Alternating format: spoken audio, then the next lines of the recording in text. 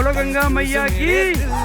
मशवरा मेरा तू आजमा के देख, यही उम्र है कर ले गलती से मिस्टेक, यही उम्र है कर ले गलती से मिस्टेक, यही उम्र है कर ले गलती से मिस्टेक, यही उम्र है कर ले गलती से मिस्टेक बेटा।